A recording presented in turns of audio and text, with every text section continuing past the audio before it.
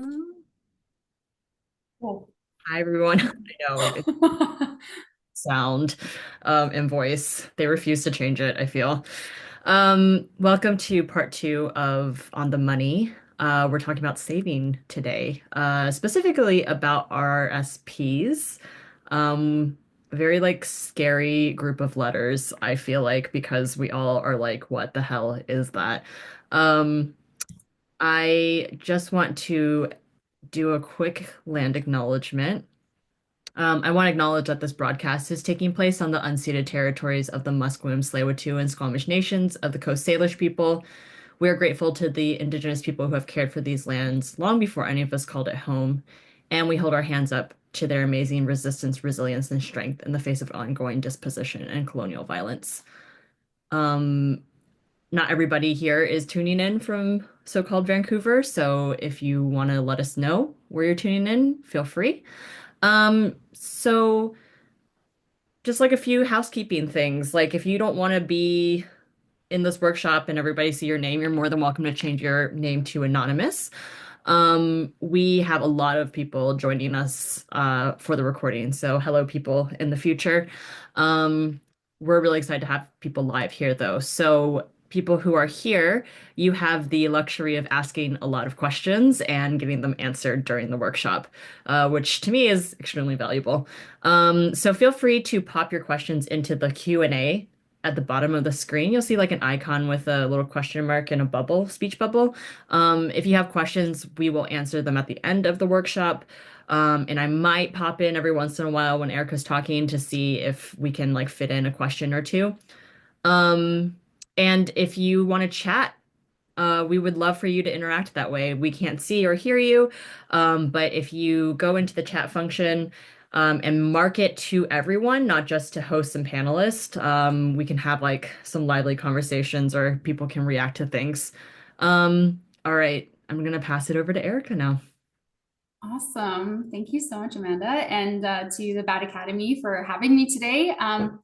You're probably all thinking, who is this girl? Why on earth should I listen to a bunch of confusing banking mumbo jumbo from her? But I'll give you a little bit about me. My name is Erica. I'm one of the many dedicated and wonderful team members of wealth planners we have across our Van City community branches here in BC. After high school, I received my Bachelor's of Commerce degree from Sauder School of Business at UBC and my Master's of Business Management in Corporate Finance from the Luis Guido Carli University in Rome, Italy. But this wasn't always my goal, actually. My passions lied heavily in the arts, and after I completed these degrees, I sat my parents down and I announced that I would be pursuing a career as an actor in the Vancouver film industry for the foreseeable future, as I had wanted to do since I was 12 years old. So for the next 4 years, I put my all into auditioning classes, stage combat, short films, indie productions, and I even wrote and produced a couple of projects of my own. But as the popular saying goes, you want to make like life laugh and you tell it your plans. So, with COVID-19 and the onslaught of changes that came from a global pandemic, I had to pivot and I found myself back in the banking world. And actually, for the first year, I thought this would be a temporary pivot. But as the film industry experienced its own post-pandemic challenges, like strikes and production tax credit incentive changes, if any of you are in the industry, maybe you know what that's like. I began to realize that maybe this line of work and career path just wasn't in the cards for me anymore. So I made a deal with myself that if I couldn't pursue my passion in the way that I wanted, I would make sure to find a different path to success that would give me the freedom to go after all the other things that I love to do. And it's kind of funny because I don't actually tell this story to most of my members, mainly because it probably verges on the definition of a saga, but if I really got into it, but I wanted to share just a little bit about my journey with this group because I think it can be a really powerful thing when we as women speak to maybe or perhaps perceived failures, draw strength from them, and also recognize that everything that comes across our path in life are learning opportunities, just like hopefully today is for all of us, including me. So I hope that what you take from just my little slice of life here is that, as women, we're resilient and we're adaptable. We're beyond capable. And just because life may have not turned out the way we wanted or we thought expected, it doesn't mean that it's any less valuable. So I want to just mention that, I truly do find the work that I do with members so rewarding. And a big part of that work is education. So with all that said, I really hope that I can make some of this banking mumbo jumbo just that much easier to grasp. So that's me. All right, slide. So just as some kind of lead up to the main event, which we will get to soon, I promise. It's what my mom calls, we're going to take the scenic route there. But I thought we should first cover some basic terminology that a lot of advisors will use when you meet with someone for the first time. And at least for me personally, I can't provide members that I work with any kind of recommendation before understanding a little bit of background on their financial picture. Slide. Number one of what I want to know about is cash flow. So in other words, what do you earn, AKA your income, and what do you spend, AKA your expenses? That's an important consideration, right? It helps me paint the picture of what might you be prioritizing and the things you do in your day-to-day that are of highest value to you.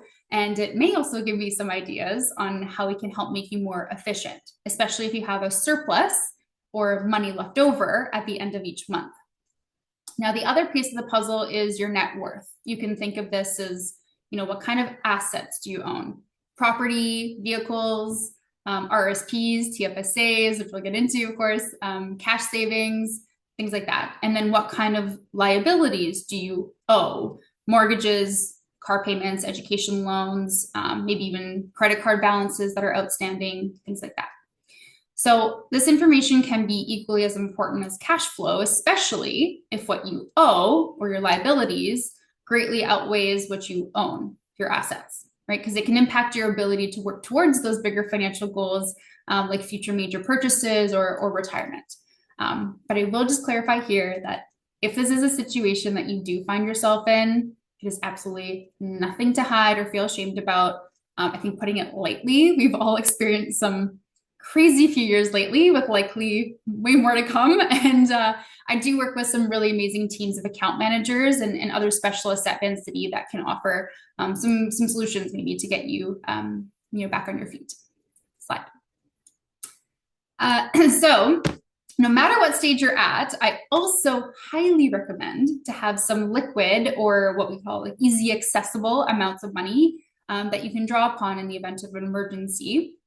Or if you need to maybe potentially compensate, income, but we want to consider that before any other financial strategies. So as a kind of general rule of thumb that I personally give to my members is to have about 3 months of take-home income in some sort of emergency fund. So some advisors might suggest 3 months of necessities. I like to use monthly income because that should theoretically cover all your expenses and then some. So for me, I feel like it provides a little bit of a built-in buffer for you. But your emergency funds can, be held in general savings accounts, cashable GICs, tax-free savings accounts that you can draw on without tax implications, or even lines of credit. Now, some of you might be wondering, well, why would I ever use a line of credit in an emergency? Like, didn't we just talk about how we didn't want to have our liabilities outweigh our assets? Well, yes. However, and I think you'll all learn very soon through this whole presentation that the answer to basically every question will be it depends, but I'll try to provide some examples to demystify it a little bit for you. So one of the reasons that lines of credit can be useful is comparing what we call your cost of lending to your investment return. So if your cost of lending, which is the interest that you'll have to pay to use your borrowed funds, if it's cheaper than what you're receiving as your investment return, it may be more valuable to you to utilize that credit than withdrawing from your investment since you're growing your money faster at a greater rate, right, than what you're paying to borrow. Secondly, who knows when an emergency is going to rise in their lives? And if you do, it's probably not an emergency and something you can plan for. So if you don't know when an emergency is going to happen, well, what if you don't encounter an emergency for quite some time? A year, 2 years, 5 years?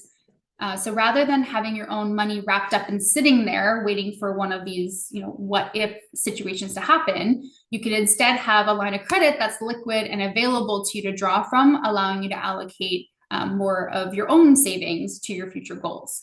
So you're probably wondering, well, okay, how does this work in practice? So let's say that I've been working my very first career job since graduating university last year. Hard to believe, I know, but I'm making around $3,000 a month. I'm living at home with my parents. My goal is to save towards maybe my first property purchase in about 8 years. And I have $10,000 in savings so far. So with a suggested minimum of 3 months of income, right, we're looking at about $9,000 to earmark for emergency funds. So I could put this $9,000 aside in a cashable GIC, but then that only leaves about $1,000 for my future apartment purchase. What if I want to allocate a bigger portion of my hard-earned savings towards that goal? Now, because of my specific personal and financial situation, it may be best to then take out a $9,000 line of credit instead, and now I can allocate my full $10,000 savings towards my future down payment.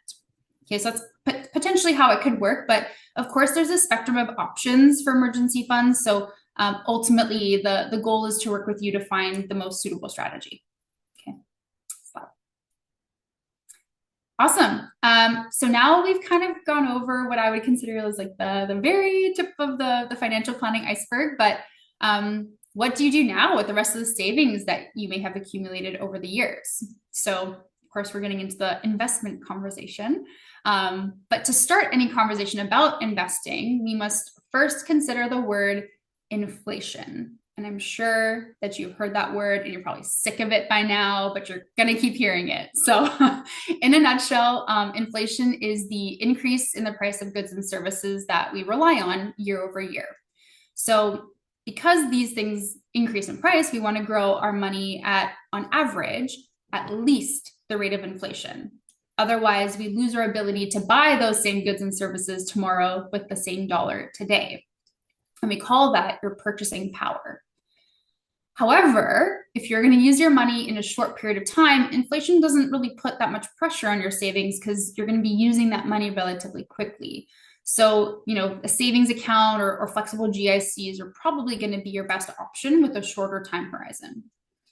Alternatively, if you're looking to save your money for the long term, like I was in my example for, a property purchase in 8 years, inflation is going to have, a potentially much more significant impact, right? So just think back to your grocery bill in 2016, if you can, versus today, or maybe on second thought, don't, because that's sad. But for more long-term investments, market-based investments are likely to be the best option due to the potential to meet or beat average inflation rates in the long run.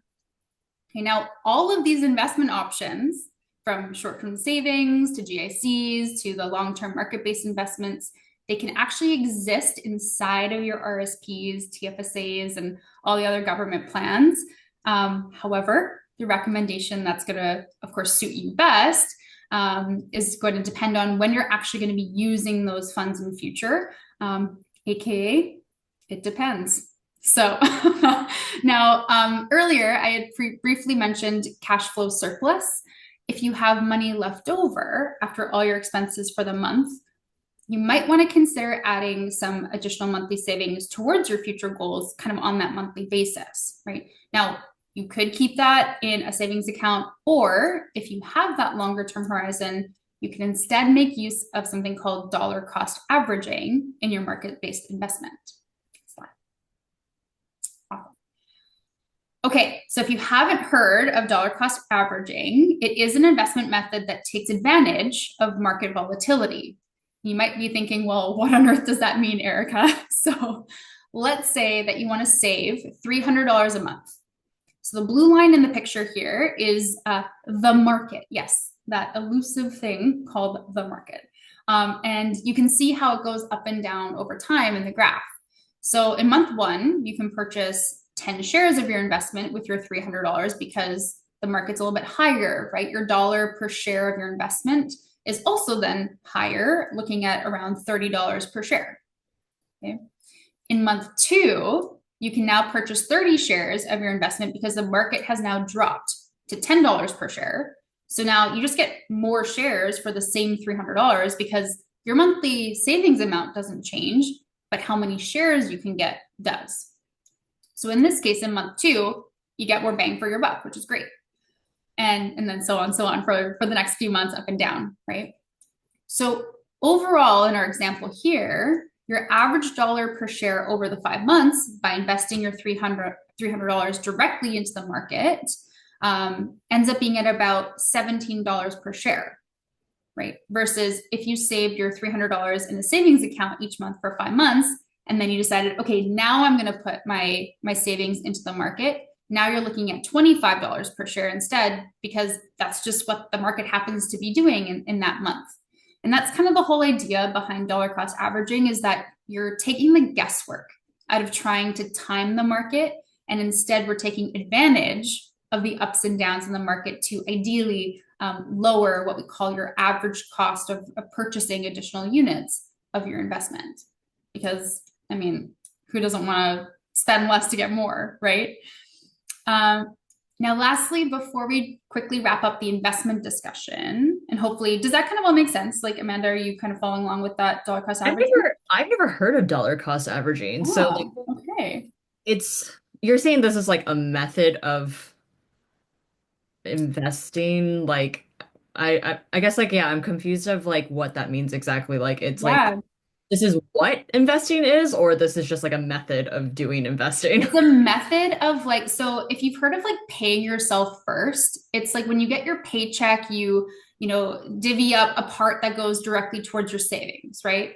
Mhm. So where that savings goes Mhm. will depend on your goals.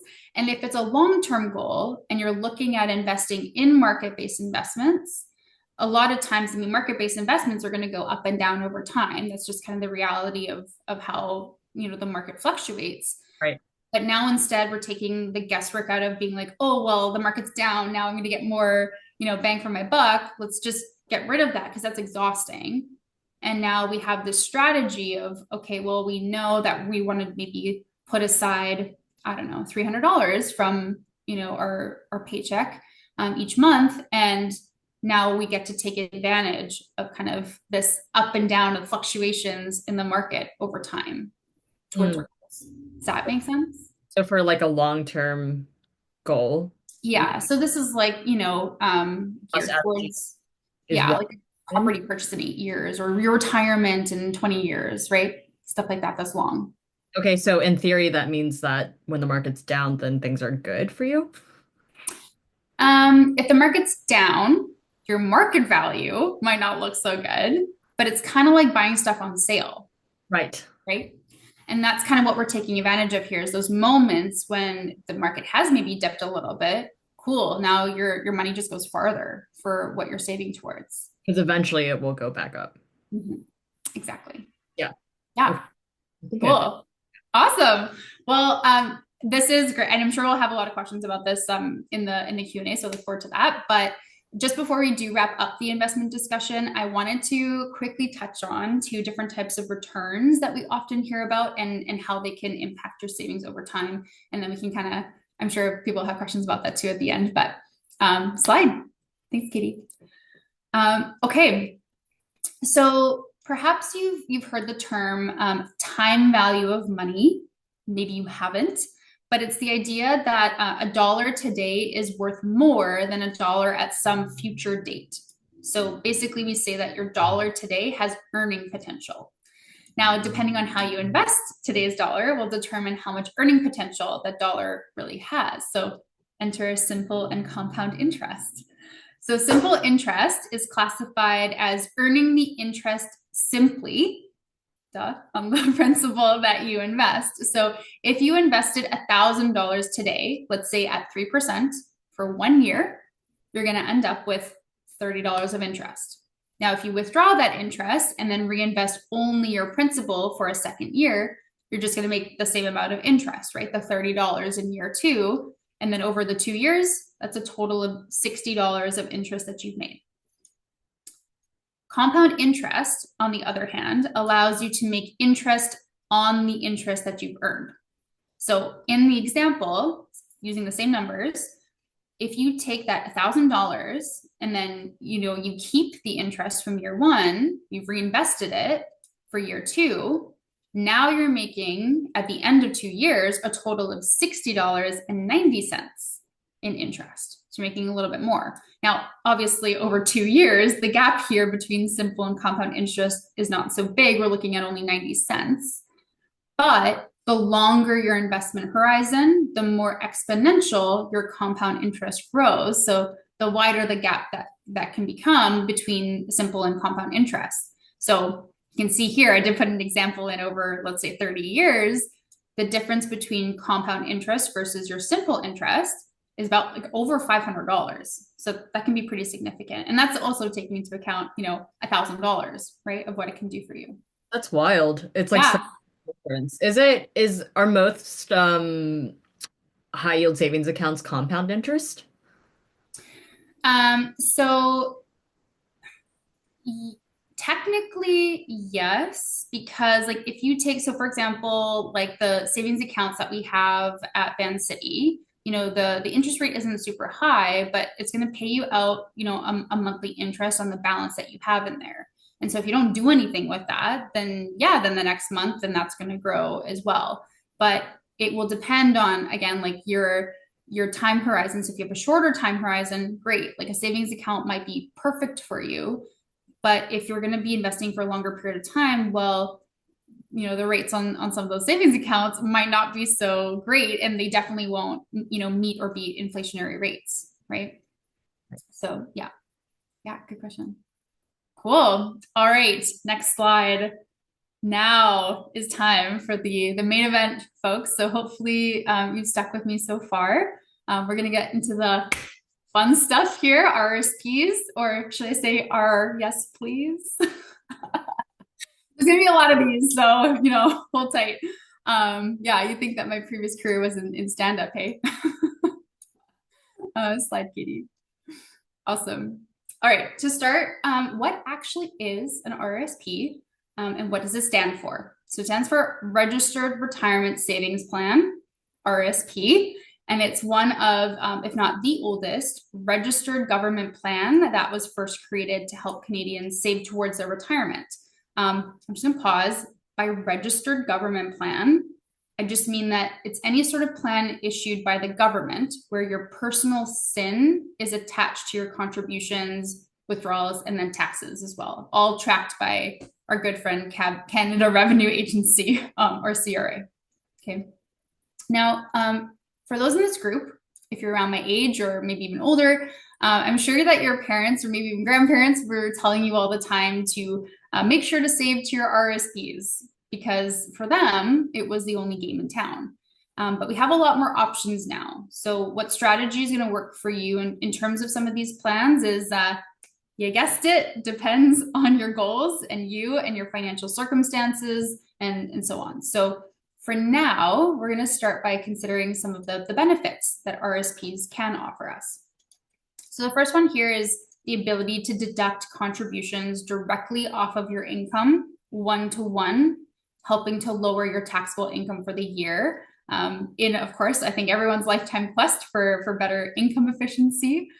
We call this making contributions to your RSPs with pre-tax dollars. Okay. So for example, if you make $50,000 a year and you contribute $5,000 to your RSP, now your taxable income becomes $45,000 instead of $50,000, which helps to lower the taxes that you may have to pay by reducing your taxable income. So you've made these contributions before you've paid tax. Now, you gain RSP contribution room through what we call earned income. It's calculated from 18% of your previous year's earned income. And we're going to get into some of that a little bit later. But your contributions will also grow how we call tax deferred within your RSP. So you don't pay tax on any sort of growth within your RSP as it's growing year over year, but you will have to pay tax upon withdrawals. So hence the tax being deferred or applied later, okay, if you can think of it that way. The best way, though, to start taking payments from your RSP in retirement is converting your RSP to something called a registered retirement income fund, or a RIF. And you can try saying that 10 times fast, the slide.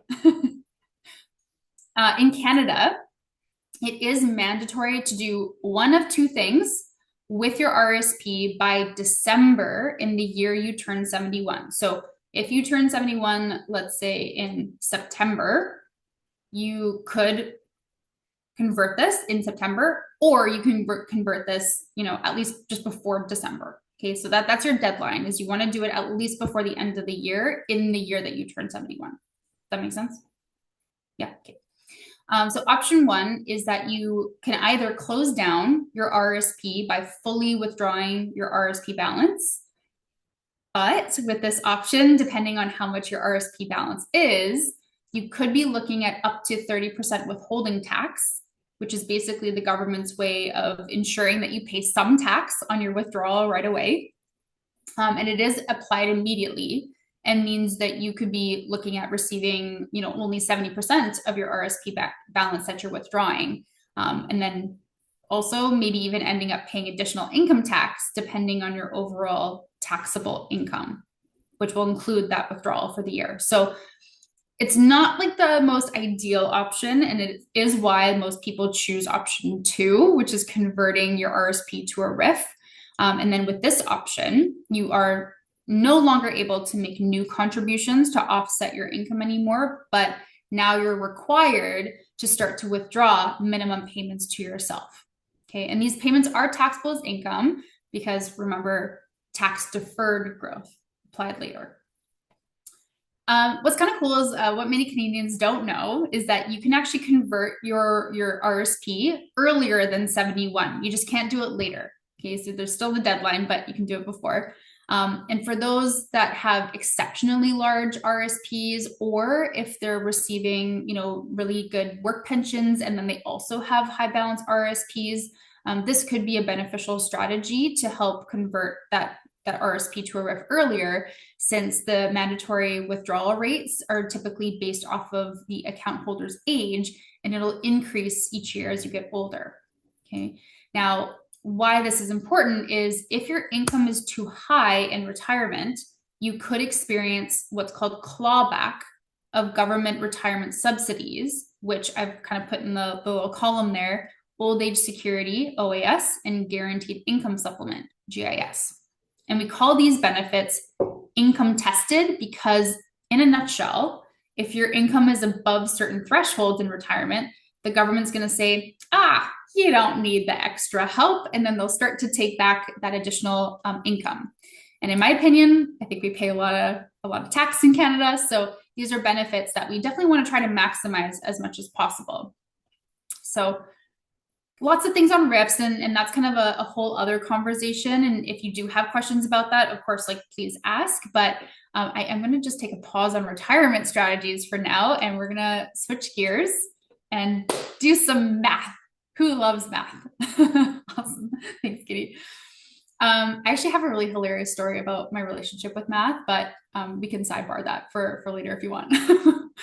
So let's say in this example here that you have made $40,000 in 2024, and you also expect the exact same $40,000 as your income earned in 2025.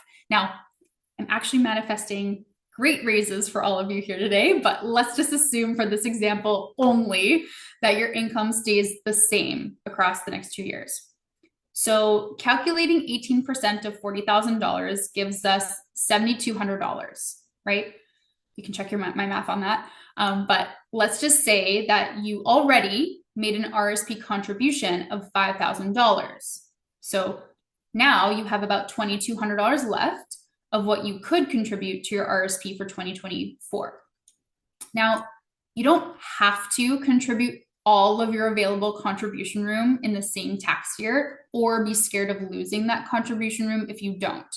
Because with RSPs, your leftover contribution room can carry forward into future years. Okay, and we'll get more into that too.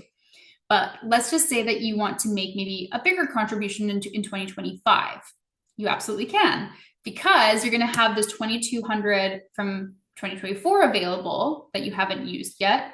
Plus, you'll have another $7,200 in 2025 from that 18% of your $40,000.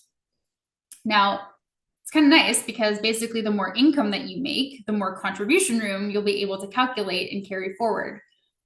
But hang on, don't get too excited because there are actually maximum contribution limits for your RSPs.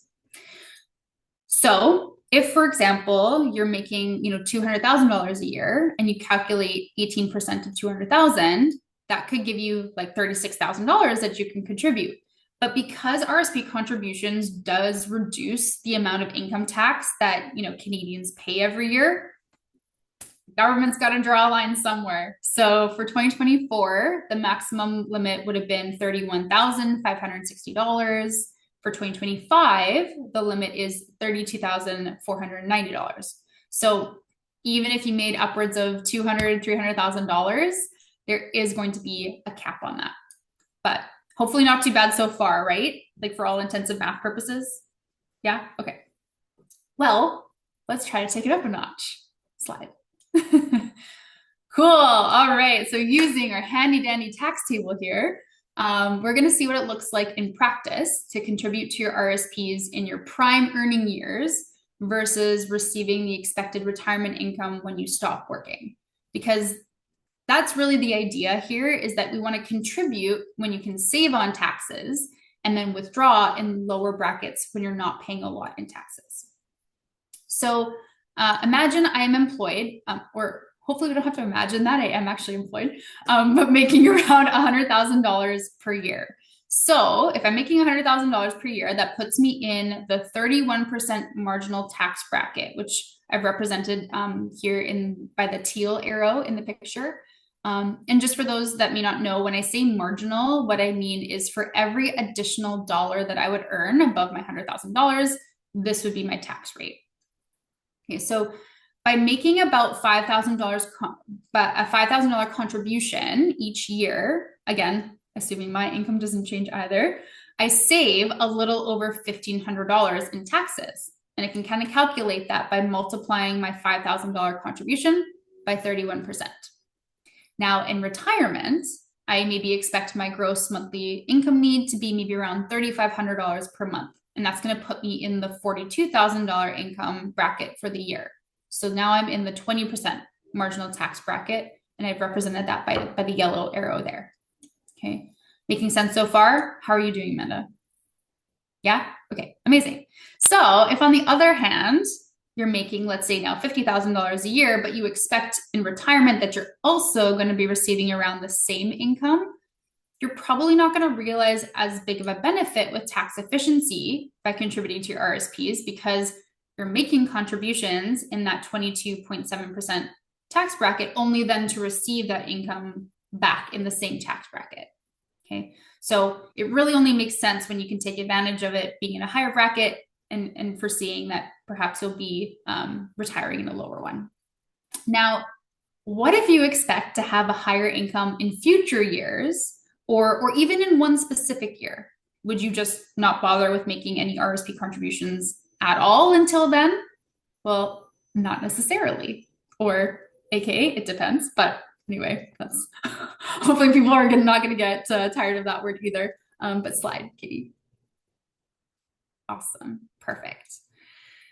Okay, so if you're expecting to have higher income in one specific year or in continuous future years, contributing to an RSP in preparation to carry forward and claim those contributions against your future income could also be a really important proactive measure. So to give you guys kind of an example, actually, I just recently worked with a member last week, or maybe it was 2 weeks ago now, who has significant investment in digital currency, and they're looking to sell that currency in about 5 years to put some money towards purchasing their first property, which is kind of cool. But because this digital currency is what we call a capital asset, it's going to have capital gains tax associated with eventually selling that investment. So we had discussed making RSP contributions over the next 5 years that then they can eventually claim against their incurred capital gains in that year that they end up selling the digital currency stock. So it could actually save this member, tens of thousands of dollars in taxes just by having that kind of forward-looking tax strategy. But the real moral of the story that I kind of want you to take away from that is that making contributions to your RSP doesn't mean that they're automatically deducted from your income in that tax year. You can actually decide on when to claim them. So there's kind of like two steps required. The first is obviously you need to contribute to your RSP. But then second, decide if you want to claim part or all in the current tax year or carry forward claiming those deductions into future years. And you can do that at any time, like in the future.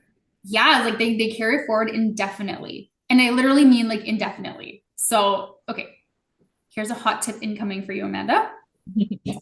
If you still haven't claimed all of your RSP deductions against your income by the time you have to convert your RSP to a RIF, because remember, you have to do that in the year you turn 71, you can still use unclaimed RSP deductions against your income in retirement, even after you no longer have an existing RSP. It's pretty cool. So if you kind of expect to maybe collect, I don't know, like rental income in retirement, or if you want to like withdraw extra RIF amounts for kind of a special retirement trip in future, and you still have some of those unused RSP deductions that you can use, you can do that. So hopefully there's like oohs and ahs in the background that I can't Yeah, hear. that's like talked about a lot, like it's It's like not. Yeah. we've always just been told like, oh, you should be contributing to RSP, contribute. Mm. And like, you're not taxed on it, like the Yeah. big headline. But being able to defer it and then kind of offset some of those, like fees or whatever in the future is like so helpful, I'm sure. Yeah, it is. And it is for a lot of members. Like that the example that I gave you, that's like a legitimate example of a member that I was working with just a couple weeks ago. And I think I blew his mind a little. So anyway, okay. Everyone's gonna like want your information after this. Yeah. We need Erica to be our financial advisor. Fun, okay. We'll have some good times. Up a slide. So okay, we've talked a lot about taxes. We'll take a bit of a break because I think we want to know a little bit about when are times that withdrawals are not taxed. And there are a couple of specialized programs through your RSP that you may have heard about or may not have, but one of them is the RSP First Time Home Buyers Plan. So we call that the RSP HBP. And then the other one is the RSP Lifelong Learning Plan, and we call that the RSP LLP. So one thing you got to know about bankers, we love an acronym. So They don't even spell anything. They just look like yeah. flipped and then touched your keyboard. Yeah, I mean, at this point, why not just use like hieroglyphics, right? But slide, we'll jump in. Okay, so the RSP Home Buyers Plan, HBP there, is a program within the RSP where you can withdraw up to $60,000 from your RSP to put towards a down payment on your first property in Canada. Now, the catch, as you'll see from the slide title, is that you must repay what you used from your RSP over 15 years. So it's really more like a tax-free, interest-free loan that you're providing to yourself from your retirement savings. Now, if you were to maximize, let's say the withdrawal amount, so the full $60,000, just to give you an idea, your repayment would look something like maybe $334 a month for 15 years. So that might seem pretty reasonable as a repayment to some, but just keep in mind that with owning a new home, you do have a lot of other home ownership responsibilities as well. So factoring in that repayment amount into your mortgage approval cash flow is very important in order to avoid feeling kind of overextended as a new homeowner. So there's lots to look out for. But if after the 15 years, you haven't repaid some or all of what you borrowed from the RSP, basically withholding and income tax implications on the remaining amount is going to apply. Now, similarly with the other program, the RSP LLP or Lifelong Learning Plan, that's going to be geared towards those looking to do more post-secondary schooling or additional eligible education programs. So under the LLP, you can actually withdraw a maximum of $10,000 per year, up to $20,000 kind of within the program itself. The repayment period is a little bit shorter because you're borrowing less, but it's 10 years.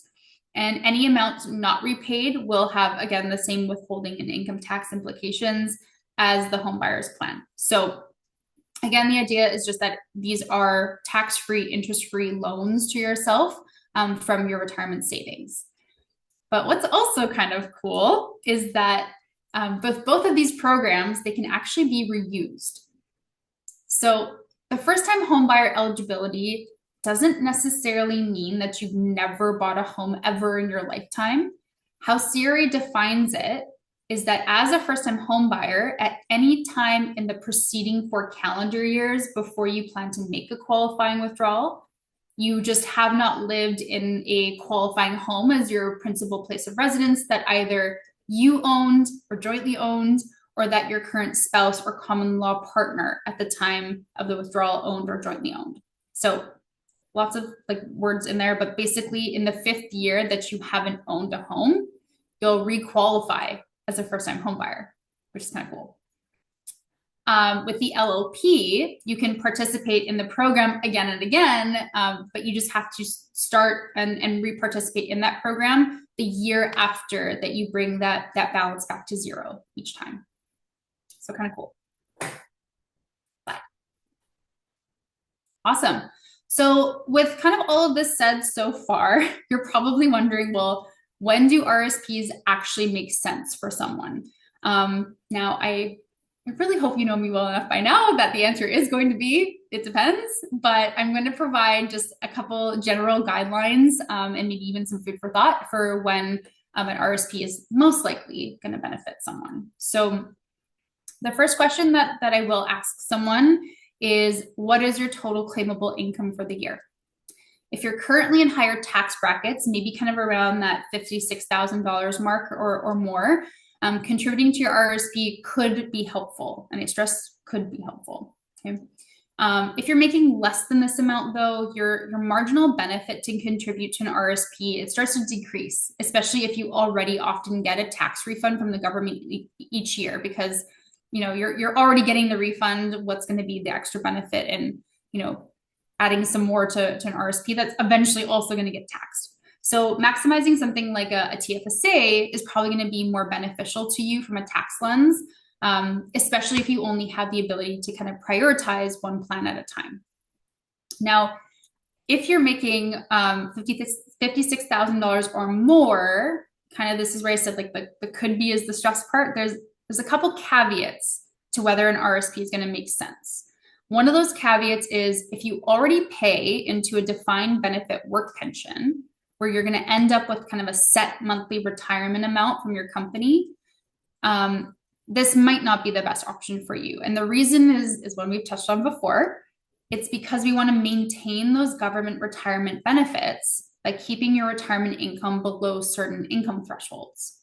Okay, so if you're receiving a nice healthy work pension because you've been or you expect to be at your company for 15, 20 years, and now you add in more income from your eventual RIF payments, you could risk going over some of those income thresholds and then having some of those benefits clawed back. So RRSPs are generally good for the following people.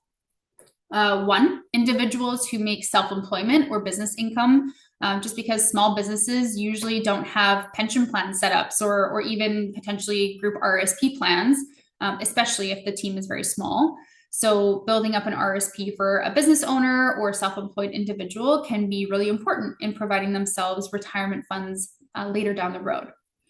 Other scenarios, like we talked about, carrying forward some of those RRSP deductions into future years could be, of course, a good good strategy for that person, or leaving a company where they pay you a lump sum at or after termination. That's what we call a retiring allowance. That may also be a scenario where it's worthwhile to transfer maybe some or even all of the lump sum from your previous employer tax-free into an RRSP. So that could be another scenario that works. If you are the higher income earning spouse in your household and you want to receive tax deductions on your own income, while also helping to build your partner's retirement savings. Opening something like a spousal RRSP could be strategic and really useful. Slide. Okay, this might be a brand new RSP option that not many of you have heard about. And maybe it's also because it's like a little bit old school, but it can actually certainly be a helpful trick to even out future retirement cash flow, especially if one spouse or partner is making significantly more income than the other. Okay. So one of the benefits is that the spouse with the higher income that's making the contribution, they're going to get the deduction, which is what you want, helping to lower their taxable income while also then now simultaneously building their spouse's RSP savings. So the spouse that's receiving the RSP savings, they also won't have their own RSP contribution room reduced. So if they wanted to make additional RSP contributions themselves, they could, and they don't need to take their spousal RSP savings into consideration. Now, withdrawals are taxed, just like any other regular RSP withdrawal. However, 3 years after contribution, the contributing spouse doesn't have to worry about tax implications if the other spouse withdraws, because the spouse that's receiving the RSP savings is going to get taxed instead. So it's like a 3-year rule kind of with that there. Does that kind of make sense with the spousals so far? I mean, it makes sense in the rules, but I'm like, I've never, again, I've never heard of this. Yeah. And do you know like why that rule about the 3 years exists? About the 3 year, I don't know why it exists. I mean, I think that it is helpful just because, You're if, like, you're probably gonna break up in 3 years, so we well, all yeah.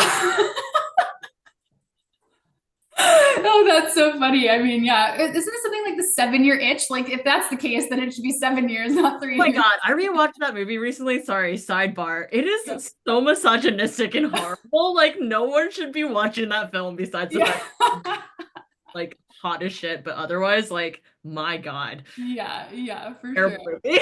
Don't watch Yeah. it. Do not recommend. That's the after hours segment. Yeah. Oh, that's really funny.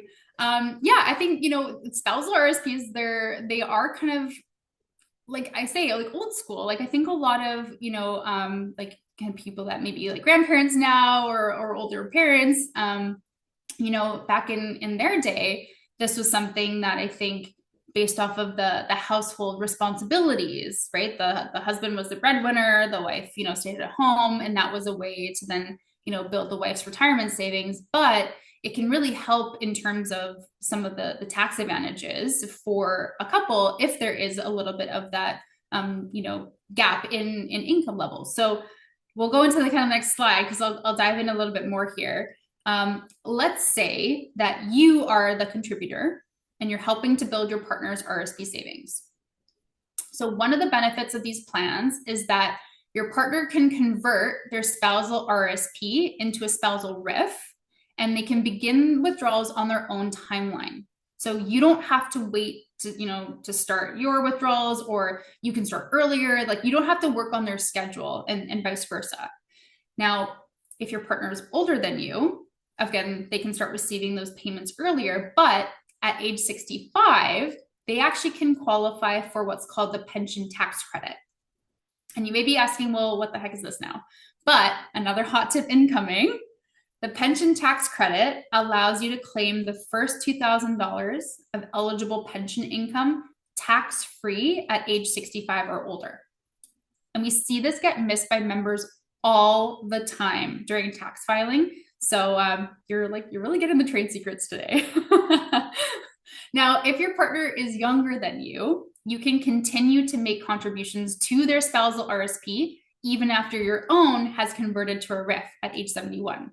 So if you have maybe higher income in retirement and you're contributing to your spousal RSP for your younger spouse, that's going to help, continue to save on taxes for you while also building up their savings still. So it can be really beneficial. Now, the last little note here is if you started making contributions to a spousal RSP in addition to your own RSP, then this could also help you and your partner in utilizing the bigger programs that we just talked about. So using the HBP or the LLP, because basically you'll have been able to save up to twice as much for these programs versus what you could have achieved, solely just on your own with your own RSPs. So, I mean, what's better than a win-win like that, right? As they say, happy spouse, happy house, right?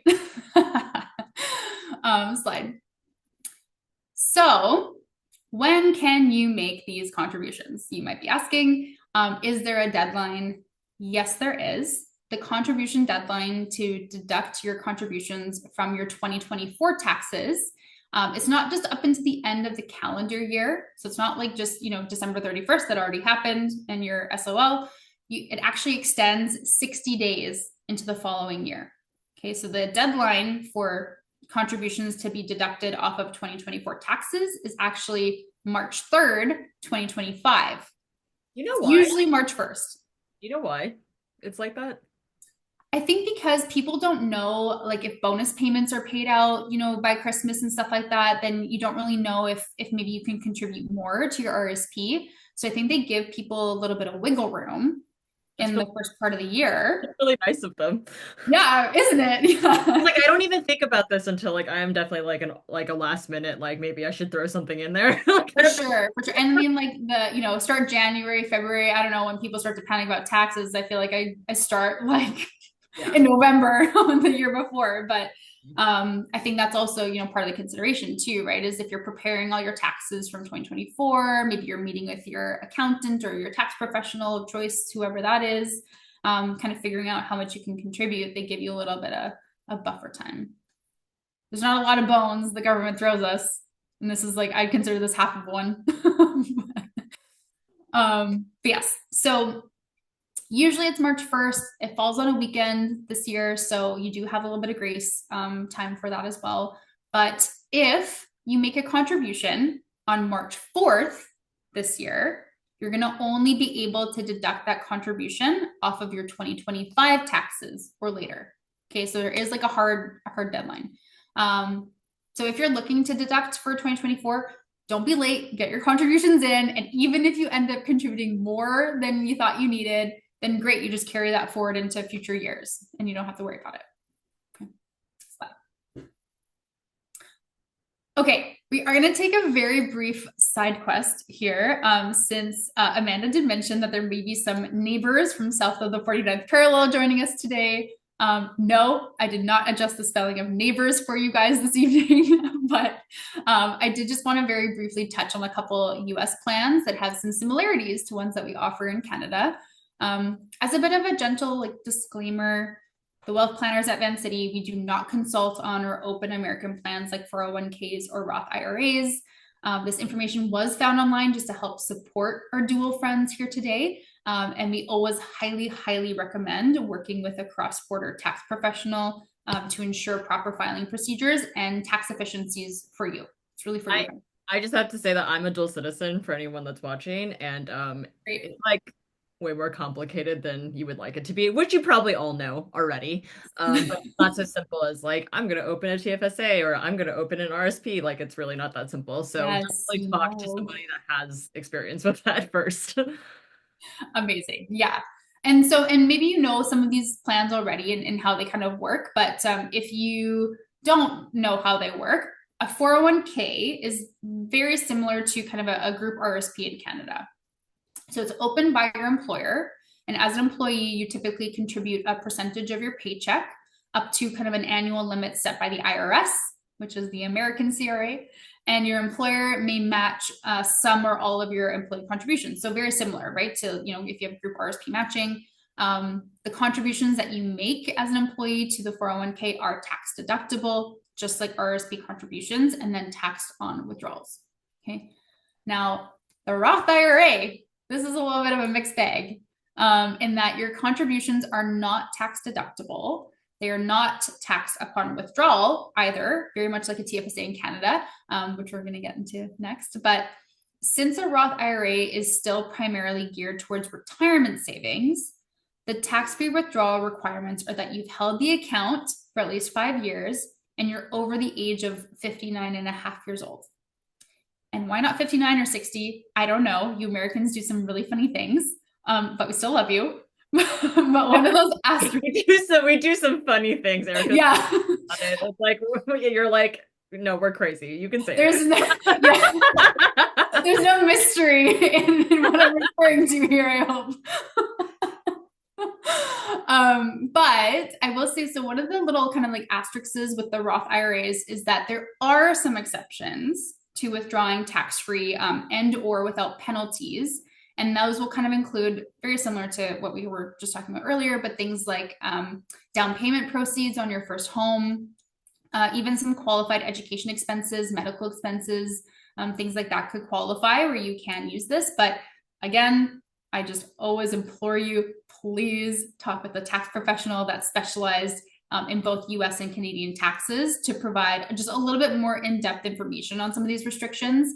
And then I think Amanda kind of alluded to this, but oh, actually, I'm not even going to get there yet. But basically, with a Roth IRA, it is something that you open personally at an American financial institution. So very much in terms of, usually you don't open up TFSAs at companies, you open it up at Canadian financial institutions as well. And that's what we're going to get into next. The slide. Okay. Now, before I do talk about some of the other plans that I wanted to mention, there are a lot of considerations to take into account when strategizing whether to contribute to the RRSP and if it's right for you. If it's not, this is kind of where we're now going to get into maybe some other options that could be better suited to your needs. So TFSA is one of them. I'll get you to switch to the next slide. And it stands for tax-free savings account. Now, it is a newer plan, like relatively newer. It started in Canada in 2009. And unlike an RRSP, your contributions are not tax deductible. So we call that making contributions with after-tax dollars.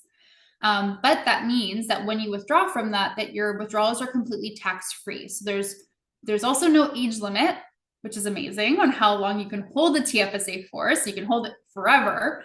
And your contributions actually carry forward from when you were a resident of Canada and at least 18 years of age. And that's all kind of determined each year by an announcement by the government of Canada. So for this year, for 2025, Canadians could add $7,000 to their TFSA accounts.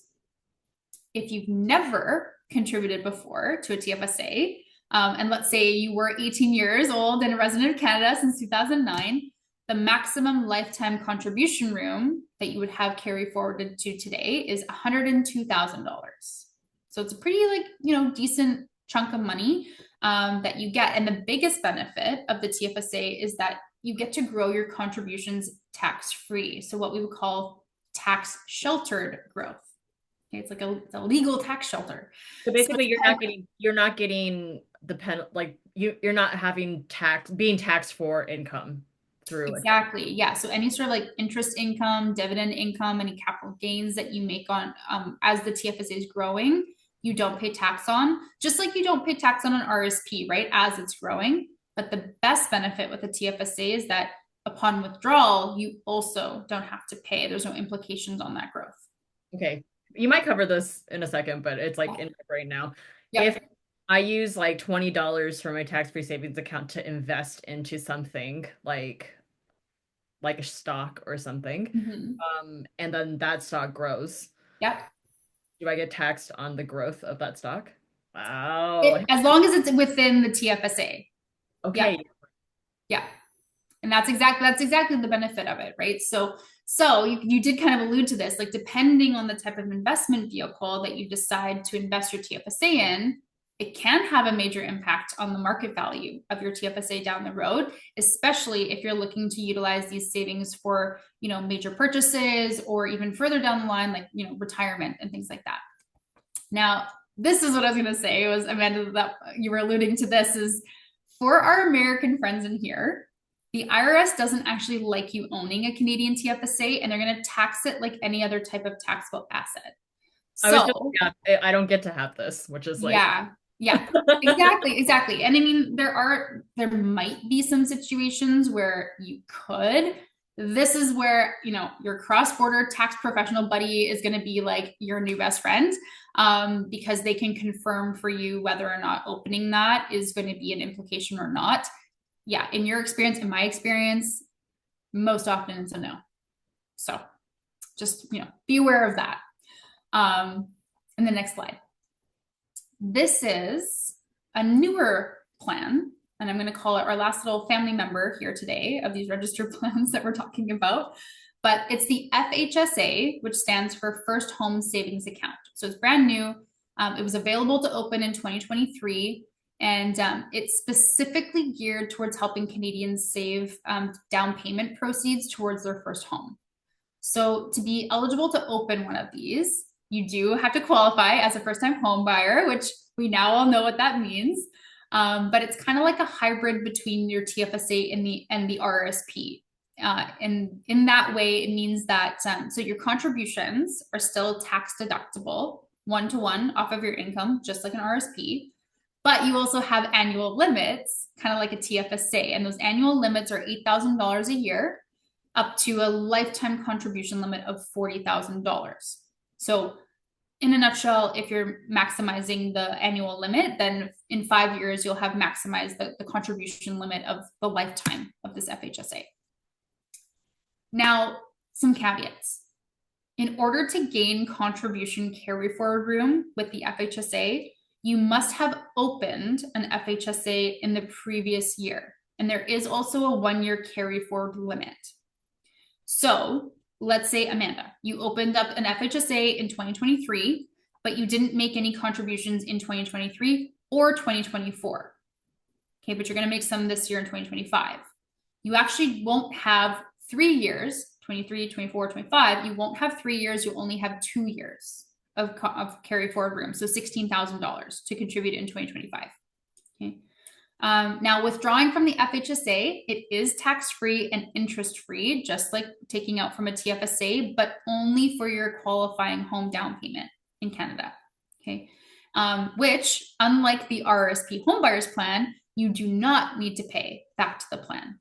So this can be kind of ideal for some of those. If the withdrawal is non-qualifying, that means it's not towards your first property purchase, then withholding and income tax implications are going to apply, just like a regular RSP withdrawal. Okay. The biggest benefit, though, to a lot of first-time home buyers is that you can actually combine the FHSA and the RSP withdrawals towards your first down payment. So that could be like, upwards of $100,000. I was gonna say, I don't know, like if like 40 grand can really get you much of a down payment these days, to be honest. Yeah. The combination is kind of nice. Yeah, I mean, there are other options, like in terms of if you are a first-time home buyer and you're looking maybe at having what's called an insured mortgage. So you're looking at less than 20% of a down payment. There are options for that. I won't really get into that today. Also, because like just credit's not my area of specialty, but hopefully maybe like that could be even a future topic or something that you bring in, because there's a lot of opportunity, I think, for first-time home buyers here in Canada as well. Awesome. Yeah, cool. Okay, so kind of to wrap up the FHSA here, I do just want to let you know it does have a 15-year contract lifetime before you have to close it down. Or if you've turned 71, again, in the calendar year, you do have to close it down by December in that year. And the reason being is that there's a little bit of a loophole option when it comes time to close this plan, where instead of withdrawing everything and being impacted by taxes, sorry, I just like hit my computer, you have the flexibility to actually shelter transfer your FHSA to your RSP without affecting your available RSP contribution limits or incurring tax implications. So the loophole is that you basically end up just with like more RSP savings at the end of the day, that, I mean, you'll eventually pay tax on come retirement, but there is that little bit of flexibility in that, if a home purchase doesn't seem, either possible or you're like, don't need it, whatever it is, then there is that kind of option of just adding to your retirement savings. Slide. Awesome. Okay, so to recap all the different rules and limits of the RSP, TFSA, and FHSA, I did attach a little summary chart here to the presentation. Feel free to screenshot, save the slide. I think, Amanda, you may have already sent these ahead earlier. I sent everybody the slides. I will send them again too, just in case. Perfect. Yeah. So really, at the end of the day, if you have limited cash flow or savings, you're wondering which plan to prioritize, hopefully this can act as like a quick, easy reference guide for you. And completely unbiased opinion here, of course, I would highly recommend you to meet with an advisor to walk you through some of the suggestions on ways to maximize your own savings, and talk about the best plan options for your future goals. Because actually, Amanda, I want to hear from you. What am I going to say? Oh, It it depends. depends. Oh, yeah. Awesome. Perfect. What everybody doesn't want to hear. Yeah, exactly. Next slide. Okay. So hopefully, if you're asked, what have you learned today? I pray that you will say lots and not, I don't even know. But I did summarize some of the top 10 RSP tips here, almost all of which we've gone over together today. And hopefully, I blew some people's minds and changed some minds too, maybe about kind of some preconceptions about RSPs.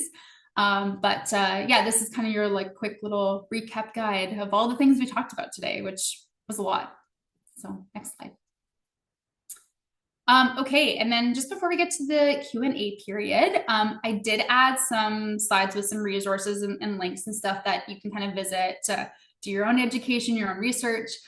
Some of the websites that I did include, so like the Wall Street Journal, for example, or the Financial Post after a few free articles, they are subscription based. So, if the stuff is kind of like, oh, maybe I'll just, get the free articles here and there, cool. But if it's really interesting to you and you want to dive in, then a subscription might be really valuable to you.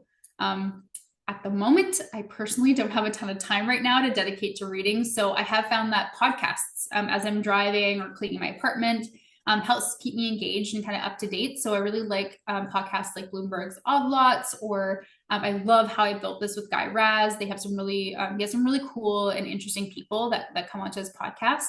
Otherwise, my advice is to be curious and spend time reading or tuning into the news in the morning, keeping up with current events, like we used to call it back in school. And I would also encourage you to have like a really open mind as you're kind of reading a lot of these things, or taking in information from some of these media outlets, because they can be really biased. So honestly, sometimes reading the same story from multiple sources to get different viewpoints, I think, is also kind of an interesting thing to do. I did want to direct your attention. One of the links on the side of the slide there, the CRA account login link. I think a lot of people maybe don't know where to look for their contribution room. That's where you can find it. So when you log into that, you should be able to see that. For those that have never opened a TFSA before, you may not be able to see that amount on your kind of account summary, but you can always call CRA to find out and confirm. They do have like an automated line that you can call. Slide. Okay, and finally, so one of the things that we actually did at Van City last year that I've really been enjoying with my members is we launched our advice plans to help support our members at any point along your financial journey. So if you're just like trying to figure out what goal to prioritize, we can help you. If you want to, figure out how close you are to your goal, we can help you. But the nice thing is that these plans are created in collaboration with you and our advisors to help find the best strategies that work for your lifestyle, and then hopefully making those next steps just that much easier. But wow, we really have gone through a lot of information today. If it's not gelling for some of you yet, that's totally fine. I actually sometimes equate this whole kind of process of figuring out your next steps is like going through kind of like an acne treatment process. It usually gets worse before it gets better and clears up. So if you still have questions, if you're feeling a bit overwhelmed, if you're still not sure really like where to start, those feelings are all completely normal. I literally have these conversations with people on a daily basis. And my goal is simply to just meet you where you're at. So don't have to have it all figured out. You also don't need to be completely new to meet with me, or any of our Van City Wealth Planner team. We're all here to help and help you out with that. And the next slide, just a little disclosure for you there, but that's really it. That's all I have for you today. So thank you so much for everyone's time and attention. I hope I made some of you giggle, and I'm looking forward to the questions. Thank you, Erica. That was Yeah, awesome. Honestly, yeah, so much information, and so I'm much. definitely feeling your metaphor of finance being like acne. Yeah. Maybe like a little gross, but It feels really, yeah, it's unsavory. yeah. But I think like having it all laid out like this is like obviously super important.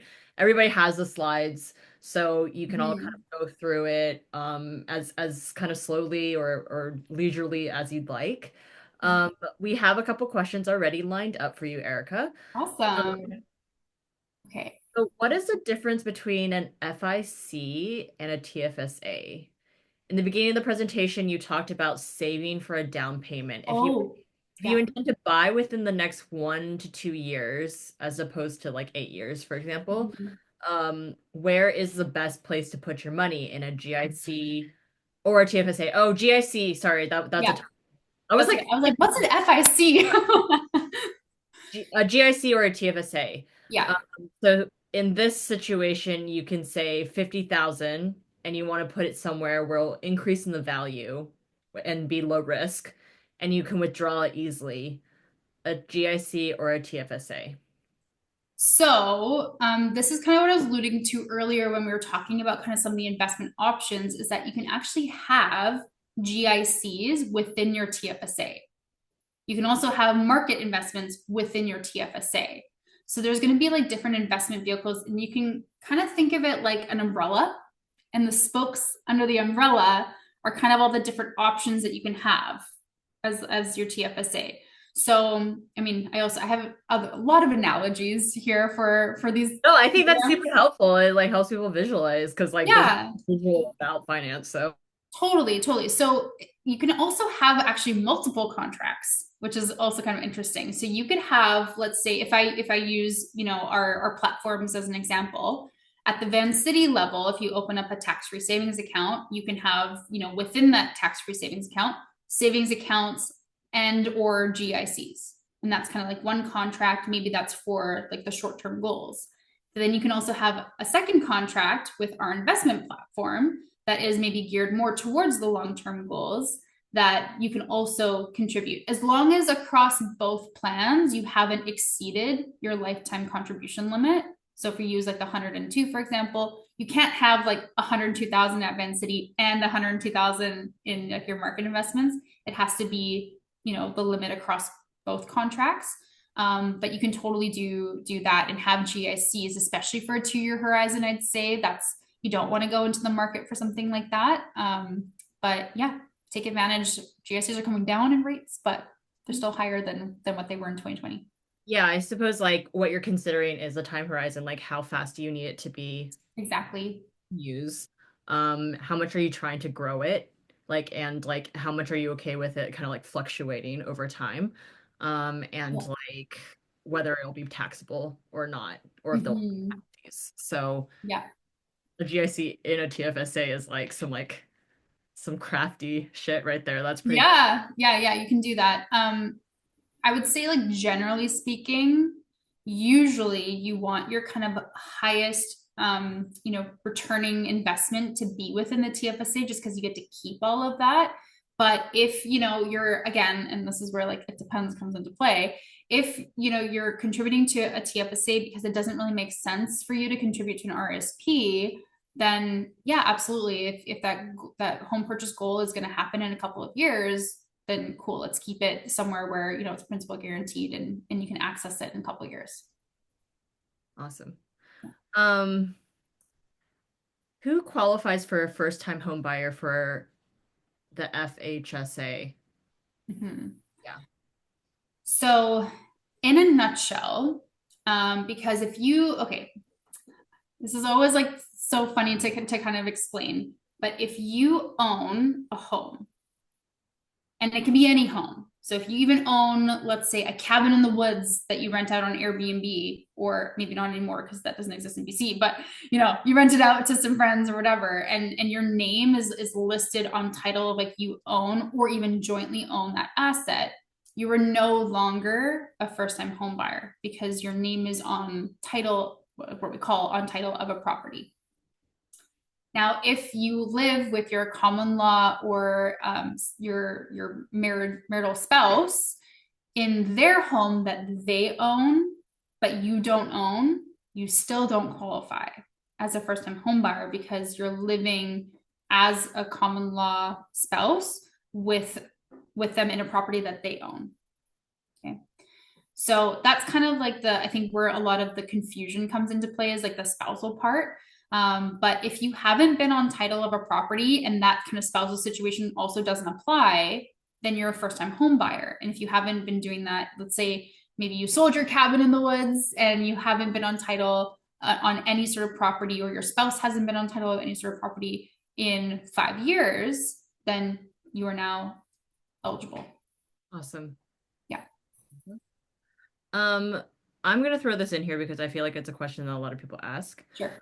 Um, you at the beginning said that you should have about 3 months of savings Mm-hmm. in your account. Like, sorry, in as like a rainy day slash Right. like Yeah. emergency fund. What if you're dealing with some debt? I mean, I know that the answer is it depends. Um, You know me so well. but I guess like how does someone make a decision between like paying off the debt first or making sure that they have like an emergency fund? Like I know the answer to what I wanted to ask. Yeah, no, I think it's a really really good question, and again, like we see this all the time, and we've definitely seen this more in recent years, of course. Um, so it does kind of come down again to like the cost of lending, right? Like if you're so, for example, let's say that your credit card payment, if you're holding a balance on something like that, that's going to be like almost 20%, right, in terms of what you're paying on in interest. So something like that, we probably want to pay that down pretty quickly, and make sure that we eliminate that debt before we start to kind of explore other investment options. We do offer things at Van City that are, we call them debt consolidations. Basically, what it is it's a loan that we kind of pay off some of these higher, interest, debts that might be on your credit bureau, and then you have kind of a lump sum that's hopefully at a lower rate of cost of lending for you, that then the payment that's going to go towards that consolidation, it's hopefully in line with what your cash flow is available. And then even sometimes with that, I've actually been able to work with our account managers, because they're the ones that offer those debt consolidations, work together actually with the member to then help build up their emergency funds again, kind of within their available cash flow. So it is a very collaborative effort that we take with, I think, a lot of our members. Again, like I work really closely with a lot of our account managers to help with some of that debt management. But yeah, it is, I mean, it's always going to be, it depends, and to take a look at the personal situation. But I'd say, generally speaking, pay down the higher interest debt first. And if that kind of starts to look a little bit similar to your investment return, then maybe it's just worth a conversation of, do we split, like some of it goes towards this and some of this goes towards investment? How do we work on that? We touched on it a little bit in the last session. Mhm. If anyone hasn't watched the On Debt workshop, maybe go check that out. But I guess like it just seems like I think it seems a little backwards to some people when they're like, I owe money, but I'm like putting a bunch of money like into an account that could be going Totally. towards like paying off the money that I owe. But the Right. thing is like if the shit hits the fan and like, you lose your job or like anything and you have Yeah, to pay rent, like I mean like it's gonna be more important that you have some kind of cash available to for be sure. like get you through a few months. So Yeah, yeah, and that's really important. And again, like kind of going back to like the lines of credit and stuff that I touched on, if you are in, maybe that situation where you have a lot of debt that you need to pay off, well, we're not going to then suggest, oh, let's take out a line of credit necessarily, because that might not be helpful to you at that point in time. So then it does, it's very much that, your personal situation. We're going to try and work with that and figure out kind of a best strategy, because it's not really a cookie cutter sort of industry that we work in. So totally. Um, someone's asking something about we'll make this one of our last questions here. But someone's asking about um if you're like recently divorced for the first time home buyer qualification. mm, I will say before you answer, Erica, that we have an entire workshop on called On Love and Money that we did with Van City. When did we do that? It must have been like November or December. I can't remember. okay. Anyway, we had like a family lawyer and a financial advisor and a couples therapist on the panel, and it was really, really eye-opening. So if anyone has been recently separated or is looking to do it, You can check that out. If you're a Bad Academy member, so on part of the honor roll, you get that workshop for free and all of our finance and digital workshops for free. So check that out, and you can always message me if you have questions about that. Okay, I'm done plugging. Erica, what do you? No, I think that's great. And honestly, I'm making a mental note here. I'm like, ooh, I'd like to see that webinar too. But it's actually really cool. I had dinner with one of the portfolio managers that works at Van City Investment Management. So that's kind of our asset manager. And she's working on like hers, specifically to get that sort of like divorce separation sort of credential behind her as well. And she said it's really interesting learning about some of that stuff. So but to answer the question in terms of, someone recently divorced, you will have either been on title or you would have been living with your spouse, recently. Again, if it kind of surpasses that 4 year time horizon before in the fifth year you are planning on making that first time home buyer withdrawal, then you would probably still qualify. But if it's within that, you very likely wouldn't. Again, I'm not a credit specialist, so I'm saying this with like 90% certainty, but the other 10% can be confirmed by our account managers. Yeah, I think it's just like basically even if you've been divorced, it doesn't like Yeah, absolve you of the fact that you used to own a home, which is like yeah, because you're like I get know. out of that I relationship. know. Okay, great. Erica, thank you so much. That was Oh awesome. my gosh, my pleasure. Absolutely. I loved being able to kind of join you guys today, and thank you so much. I mean, I know that you're the founder of the Bat Academy, but like thank you for all the members that joined us. And hopefully, if there's any questions, like please feel free to reach out to us, to Amanda. I'm happy to spend the time to give a little bit more info if you need it.